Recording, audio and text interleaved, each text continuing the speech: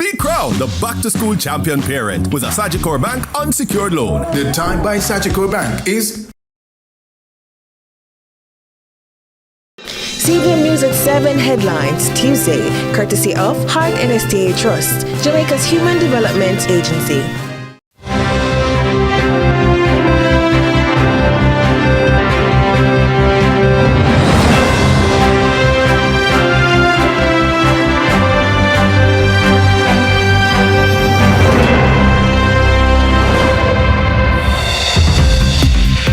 Tonight in CVM News at 7, Clarendon raid, Farquharson not named on warrant. Bus overturns with 15 students on board. Should politicians face harsher penalties for late campaign poster removal? In the business report, Access Financial Services celebrates 25 years. And in sports, Excelsior Eagles soar past St. George's College.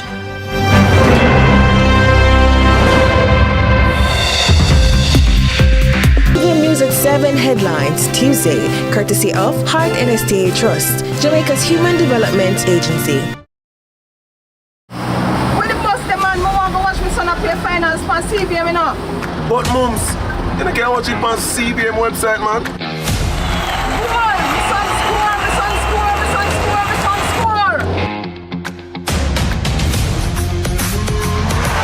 score. Greatness begins here.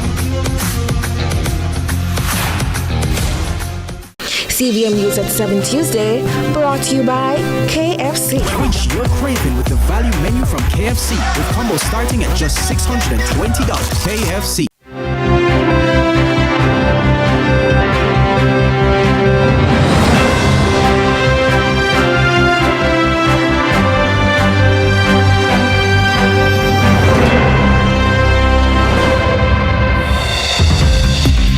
From Kingston, Jamaica, this is CVM News at 7. It's Tuesday, September 23, 2025. I'm Nika Lewis. Thanks so much for joining us. We begin this evening with a developing story. A bus transporting roughly 15 students overturned in the vicinity of Gordontown, St. Andrew earlier today. The students have since been transported to the Accident and Emergency Unit at the University Hospital of the West Indies. CVM News understands that Education Minister Dr. Dana Morris Dixon is currently at the facility. Joining us now with an update is Parliamentary Secretary in the Ministry of Education, Senator Marlon Morgan. Mr. Morgan? Hi, good evening, Nika. Same to you. Well, what details... Let me say good evening to the viewers. I'm joining you and the viewers this evening under less than auspicious circumstances. Early this afternoon, news came through of this most, unfortunate development. Thankfully, so far, we have had no report of any loss of life. I gather that serious injury has been sustained by some of the students. Others have, bruises. There were those who sustained burn injuries in terms of water from the radiator, hot water from the radiator.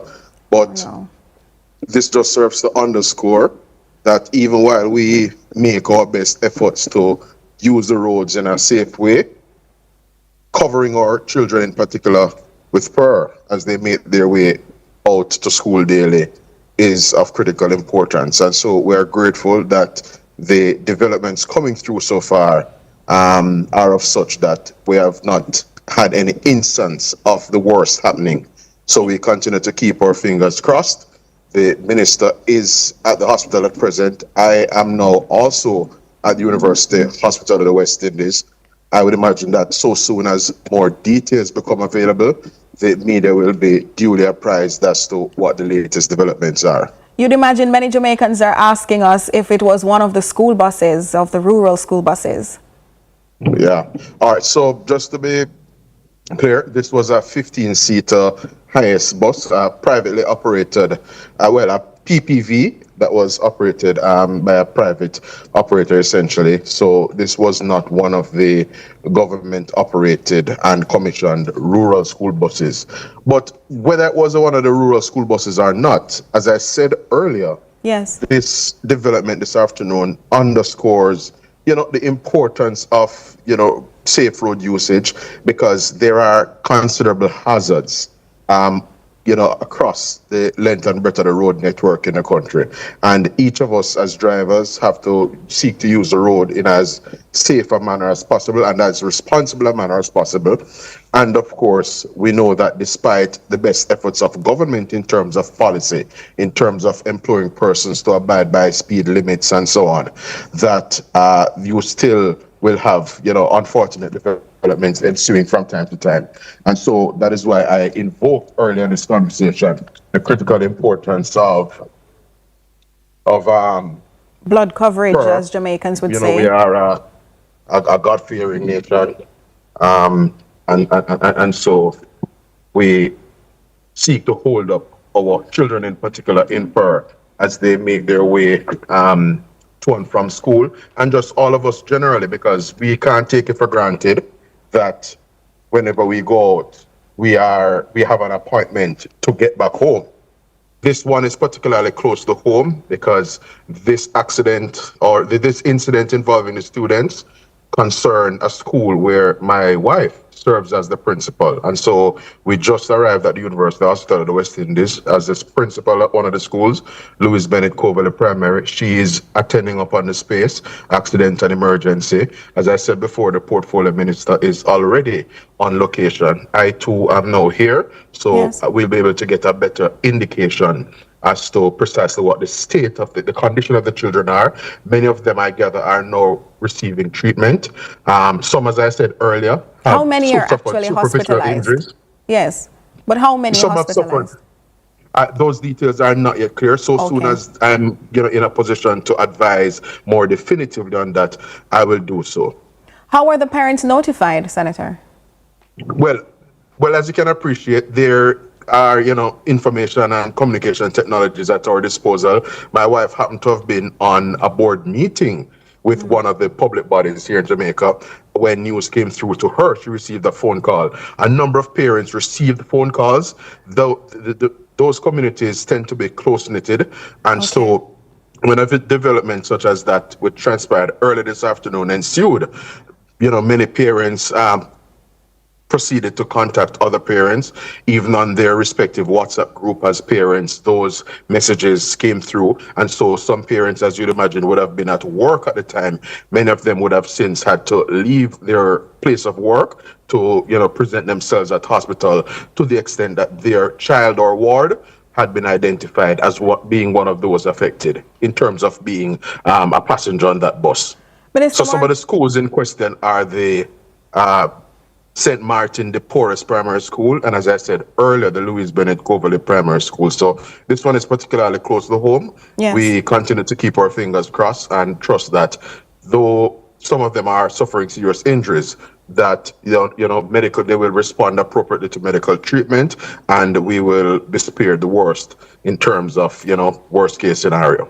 We gather there was also another incident in the rural St. Andrew area of Newcastle involving a woman who is now feared dead and 5 occupants of her vehicle. And any updates on that? Yeah, I gather there was an accident earlier this afternoon where a female motorist, I believe her vehicle plunged over a precipice, I'm told, and she suffered, she has demised. The responders were struggling to remove her, I'm advised, from that unit. The authorities, I trust, would be making contact with her family. Obviously, very tough circumstances because they will be receiving the news this evening that nobody really wants to have transmitted to them. But we will hold up that family. No doubt she's someone who, would have had stakeholders, and so we spare a thought for them this evening, and as a nation collectively, we express our sincere condolences to that particular family, and we keep them up in our thoughts and prayers over the period of their bereavement indeed. All right, thank you so much. That was Parliamentary Secretary in the Ministry of Education, Skills, Youth and Information, Senator Marlon Morgan. Well, it provides an alternative view. The Independent Commission of Investigation says the CCTV footage of the police at the house of Jamar Farquharson, the man killed by police last Monday, is informative and illuminating. Deputy Commissioner of Indicom Hamish Campbell says the footage provides an alternate account of the sequence of events to what police report. Indicom is once again urging the JCF to make body-worn cameras mandatory for specialized police operations, while watchdog group Jamaicans for Justice says Jamaicans should join the family of the 22-year-old who was fatally shot in demanding answers from the police on this incident. Giovanni Dennis has been tracking that story. A fatal error. Revelation this evening that 22-year-old Jamar Farquharson was not the individual named on the police warrant issued to lawmen for the operation that turned fatal in Cherry Lane, Clarendon last Monday. That disclosure from the Independent Commission of Investigations, Indicom. The warrant that was issued for that operation in Clarendon, did it have the name of the individual Jamar Farquharson who was killed on it? No, it had another name. It was a legitimate warrant for a search of those premises. So he was not the person who they went for when seeking based on that warrant? It's still a matter of under current investigation, but he certainly wasn't the name on the warrant. Beyond that, Deputy Commissioner of Indicom Hamish Campbell says the surveillance cameras that captured the moments leading up to the killing of Jamar Farquharson provides a different version of events to what the police initially reported. There's always a different account. And the JCF provide one account, which we've heard over many years of hundreds and hundreds of different shootings. And then when we do recover CCTV, it provides an alternative view, and that is what must be explored. Your reactions to what you saw on that CCTV footage? Well, I wouldn't offer any reaction to it, but I think it's informative and illuminating. Mr. Campbell says this latest fatal shooting reinforces Indicom's call for police to have body-worn cameras on planned operations like the one in Cherry Lane. There are many hundreds of fatal shootings this year now. Each one of them, there's no body-worn cameras being worn. There's over 100 planned police operations so far this year, of which not a single camera was worn, and those are in planned operations. So this particular shooting has only reinforced the necessity, because here we have private CCTV providing another account, but body-worn cameras would support the police account and narrative, and we'd be able to then determine more independently the truth and the facts. It's been 8 days since the operation, but Deputy Commissioner Campbell says it's early days yet.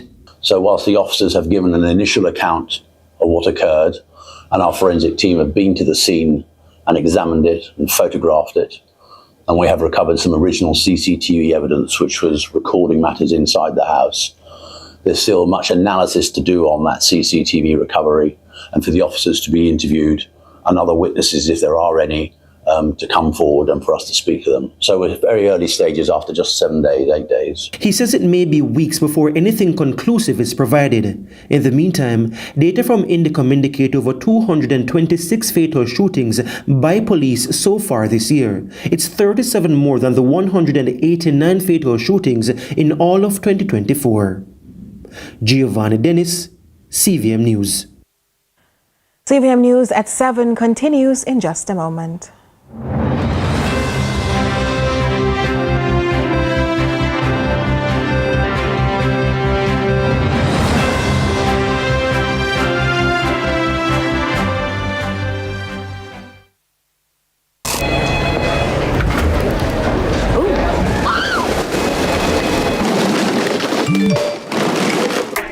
Crunch your craving with the value menu from KFC. With combos starting at just $620. KFC, it's finger-licking. Welcome to JDIC set. All right. Roll the camera now. 5, 4, 3, 2. Hi, this is Deposit Insurance in a minute. Jamaica Deposit Insurance Corporation protects deposits in commercial banks, merchant banks, and building societies. What deposit? Deposits are the money you save in the bank or a building society. For example, savings and checking accounts. In Jamaican or foreign currencies. Oh, me get what you say now. But glad every bank account when me have is protected by the JDIC. Deposit insurance is automatic and free. I like that, you know. I like that. Well, them JDIC, money good then. JDIC. Protecting deposit for you and me. That's good.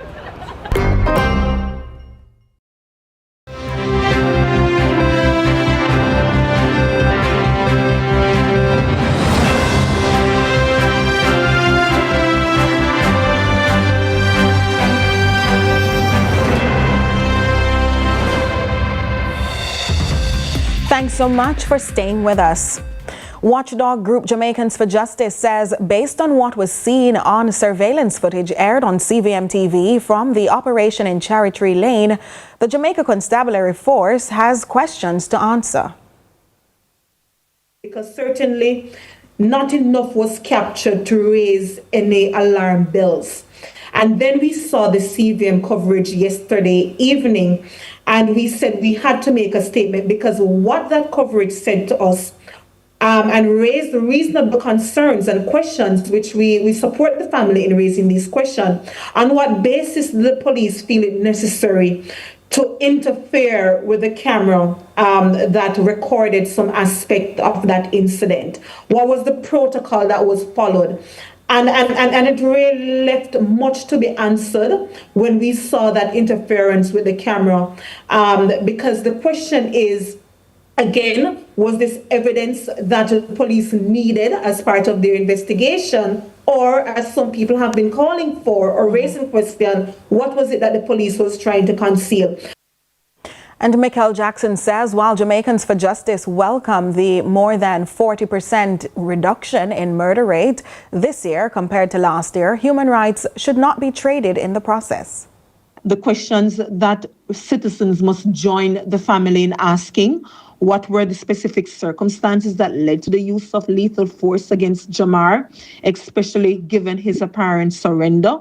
If the media reports are true that the surveillance cameras were in fact disconnected, why was this done and what steps were taken to preserve other evidence that could clarify the series of events?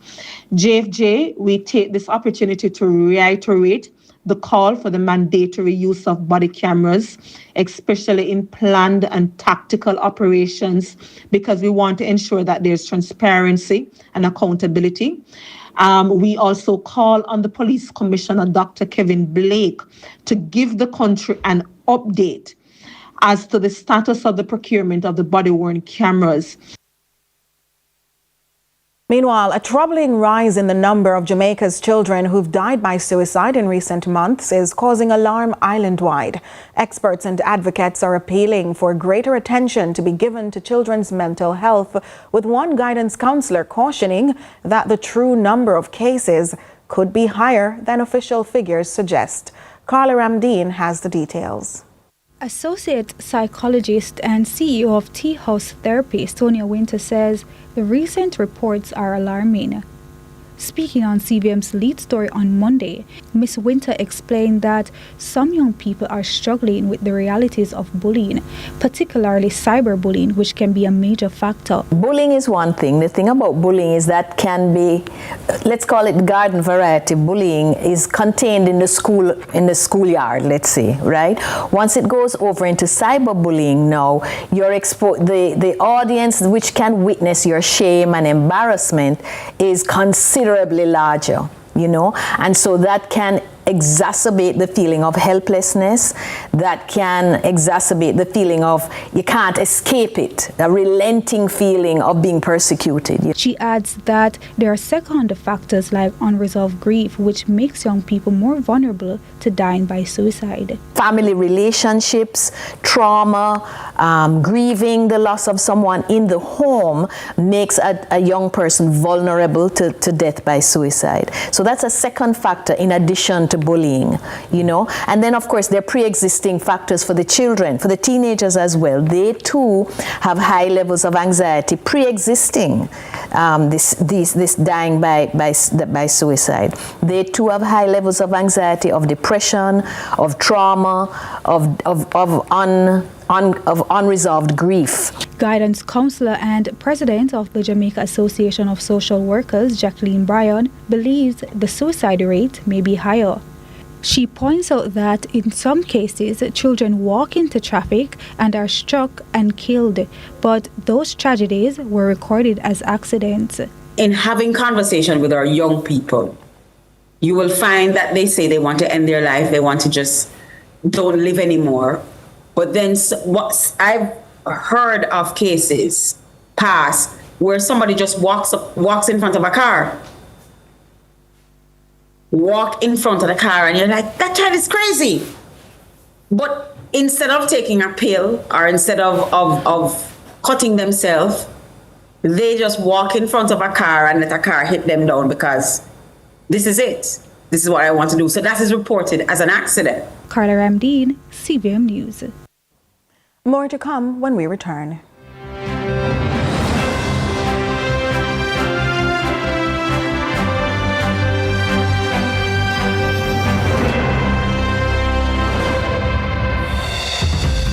Punch your craving with the value menu from KFC. Choose from a delicious chicken box, famous bowl, popcorn chicken, or crunch sandwich with combos starting at just $620.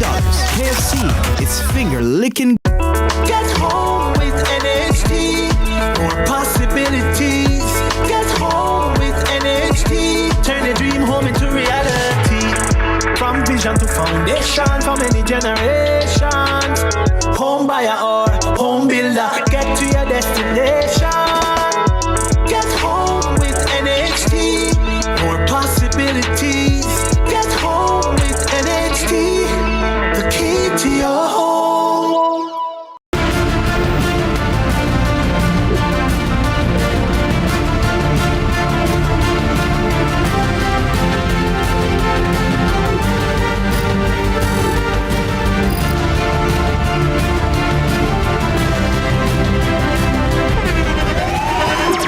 The internationally acclaimed On Stage with Winfred Williams. At a new time, Saturdays at 8 p.m. on CVM TV. So much more than entertainment.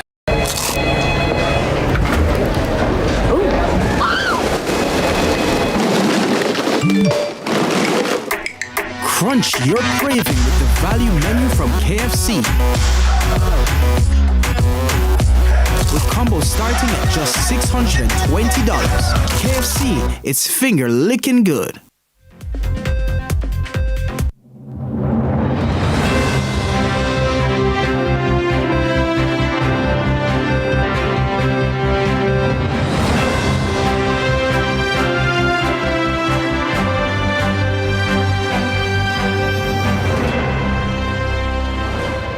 Thanks so much for staying with us. An outstanding young man. That's how the Titchfield High School community is describing sixth form student Vijay Papley, who drowned at a beach in Portland over the weekend. Police are investigating the circumstances surrounding his death, but even that is of little comfort to the family and friends of the 18-year-old who are now struggling to come to terms with their loss. Kevin Black has this CVM News follow-up. Stay positive, you know, stay positive, and I don't want you to listen to any negativity from any one of your fans or haters or anything. Portland police had been investigating the suspected drowning of Titchfield High sixth form student Vijay Papley at Bikini Beach. The 18-year-old was discovered unresponsive after going swimming with friends. The tragedy has struck students, parents, community members, and the wider Port Antonio community, leaving all stakeholders shaken in its aftermath. According to Member of Parliament for Portland Eastern, Isaac Buchanan, special care should be placed on children as they process grief differently from adults. It's most unfortunate. I was at Titchfield earlier today. Children are affected in different ways. They will say they are fine when they're not. Have compassion, have a little bit of empathy. And as for the public at large, we did lose a son of the soil under unfortunate circumstances. The children are in pain, so are the teachers, so are persons who are very close. CVM News also spoke to someone who interacted with Papley on a regular basis, who cites Vijay was an outstanding young man who impacted those around him. Well, to be honest, this morning is a sad moment for everyone on the Titchfield compound, especially for me. Vijay was one of those persons who easily to get along with. He's a no-nonsense person. He don't keep up with foolishness. So. The nearby vendors who observed Vijay's countenance throughout his tenure at Titchfield High spoke, adding they were taken aback by the situation given that they have children of their own. So it could have been any of my children in this position, and I felt like I lost a child, knowing the fact that I know the person. I've lost a child. I may not be his biological mother, but the people of East Portland and Portland in its entirety, Titchfield, has lost a child, has lost a son. I remember a couple of days ago, I said to him, Vijay got foreign? And him say, yeah, I go and I spend a couple of days, and I say, Vijay don't look like a got foreign. Because you don't trim your ear. And him just laugh and walk off. It's sad. It is so sad because no one wants to know that at their school, the school that you go to, the school that you work, incident like this happen more than once. Police say investigations into this heartbreaking tragedy is ongoing. Kevin Black reporting for CVM News. This week in Tech Pulse, we give you blow-by-blow developments and gadgets and updates taking the virtual and digital space by storm. Now that we've got your attention, let's take a deep dive.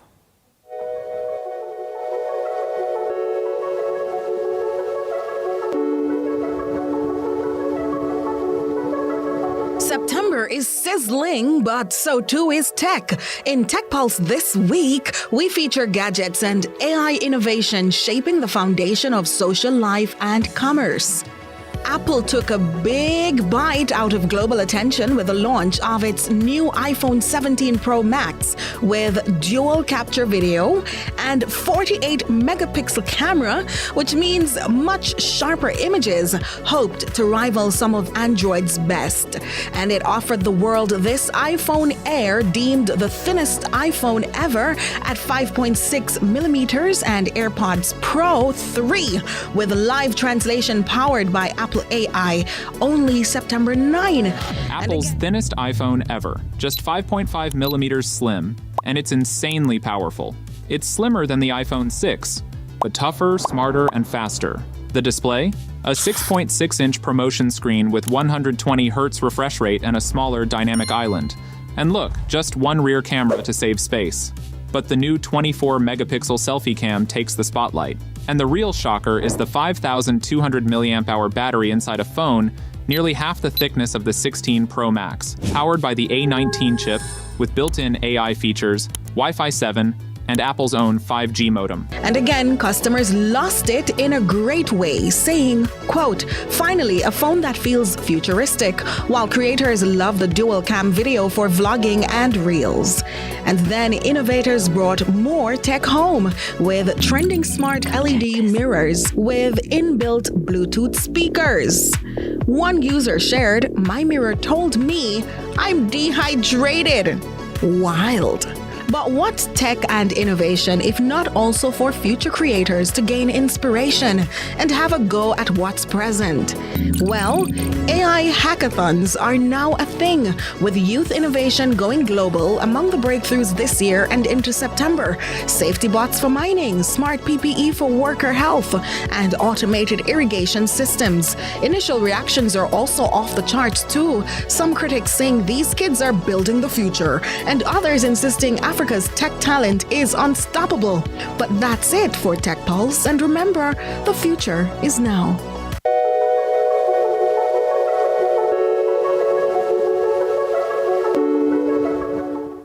We take a break. Stay with us.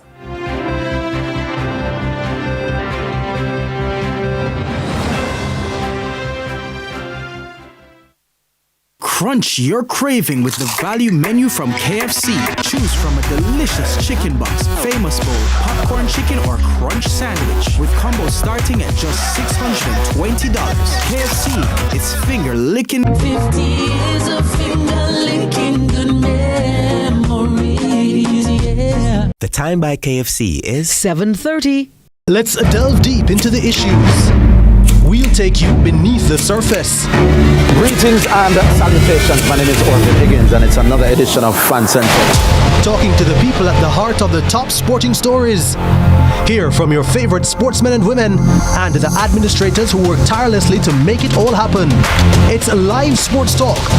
I've written an entire article. Yeah. Looking at all the major issues every Tuesday at 9 p.m. It's Fan Central.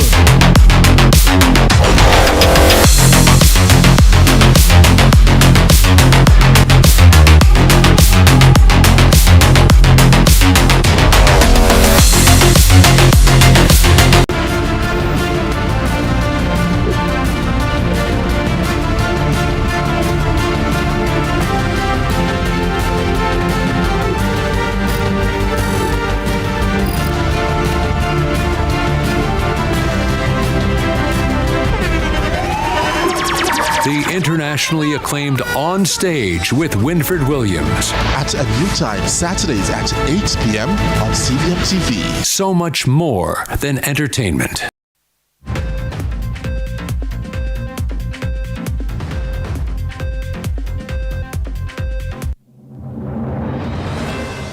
So glad you stayed. It's now time for social media.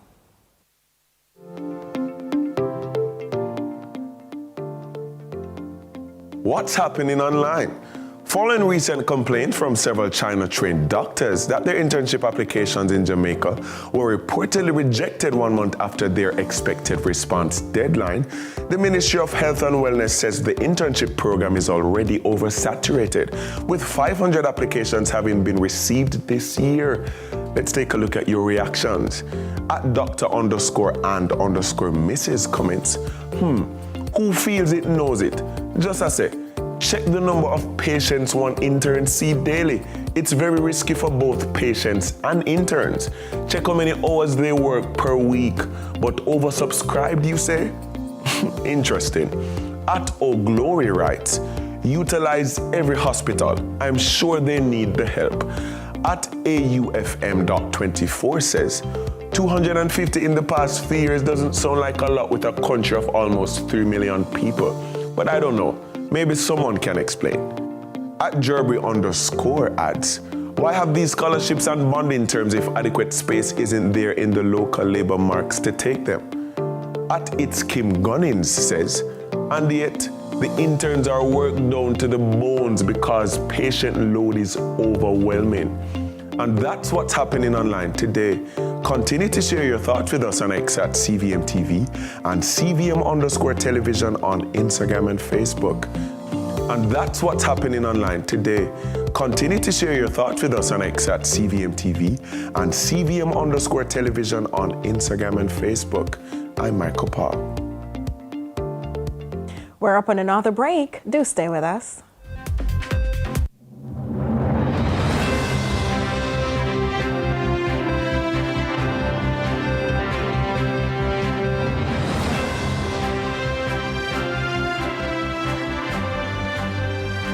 Your craving with the value menu from KFC. Choose from a delicious chicken box, famous bowl, popcorn chicken, or crunch sandwich with combos starting at just $620.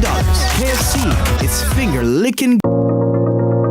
It's the dawn of a new day, And the Ministry of Economic Growth and Job Creation is shaping a future filled with opportunities and limitless possibilities. The government is building the foundation for a thriving tomorrow through strategic billion-dollar investments that fuel industries, facilitate an environment for job creation, and empower communities to rise. We are transforming Jamaica with world-class, sustainable infrastructure, creating a nation where every Jamaican can achieve more and build a lasting legacy. The Ministry of Economic Growth and Job Creation, investing today, building a future for tomorrow. Crunch your craving with the value menu from KFC. Choose from a delicious chicken box, famous bowl, popcorn chicken, or crunch sandwich with combos starting at just $620. KFC, it's finger licking good.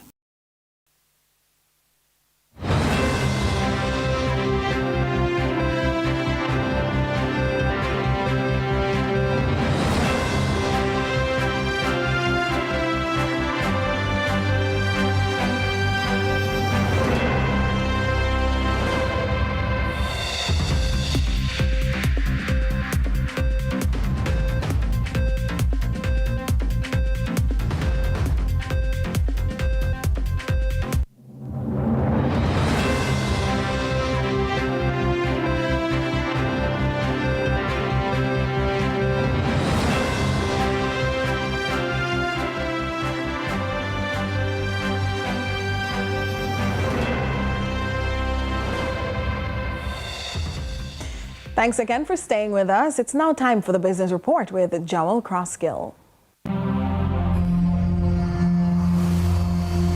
Lots to share with you in the Business Report today about a pioneer in Jamaica's microfinance sector, which since its inception in 2000 has distributed in excess of 15 billion Jamaican dollars in loans to clients operating across a diverse array of sectors critical to the Jamaican economy. Chairman of the board Michael Shaw shared the heartbeat of what it means for the enterprise to have gained an enduring trust as the partner of choice for thousands of Jamaicans as Access Financial Services Limited celebrated its landmark 25th year.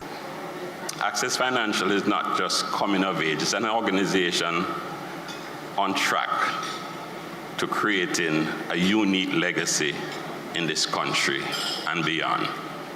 In my first week, Father James called me and he said to me, Access Financials is not a bank. He knew that I'm a banker. He said, it's not a bank. It's a financial institution that is trying to help people to attain their goals. And I never forget that. The journey charted by founder Marcus James, whose birthday was celebrated with a citation for his contributions to the financial sector, has been replete with a number of significant firsts, some of which were described by CEO Hugh Campbell. We have celebrated many firsts, including the first company to be listed on the junior market of the Jamaica Stock Exchange. And thank you. That's a big deal. And the first microfinance entity to be granted a license by the Bank of Jamaica. As at the end of our last financial year, March 31st, 2025, Access Financial's total asset stood at $8.11 billion. Applause, applause. It's a big deal. Guest speaker, Minister of Finance and the Public Service, Favour Williams, in her first engagement since resuming the office, was in good humour as she shared the aggressive growth ambitions of Access Financial Services for the next 25 years, encouraged her own ministry's ambitions for Jamaica's GDP. As I was sitting at the table, I was chit-chatting with the CEO, and he says he wants to be at $25 billion in assets in the next 25 years. You up to the challenge? Before you applause, let me tell you what that means. It means you have to generate $680 million every year between now and then to get to $25 billion. Thank you, CEO Campbell. my job has just been made easier. Jamaica's GDP growth is going to be off the charts. Minister Williams highlighted the microfinancing sector as a critical component of ensuring that financial inclusion for all Jamaicans becomes a reality. You know that microfinance institutions are critical to the economic development of Jamaica. They stand at the crossroads of financial inclusion and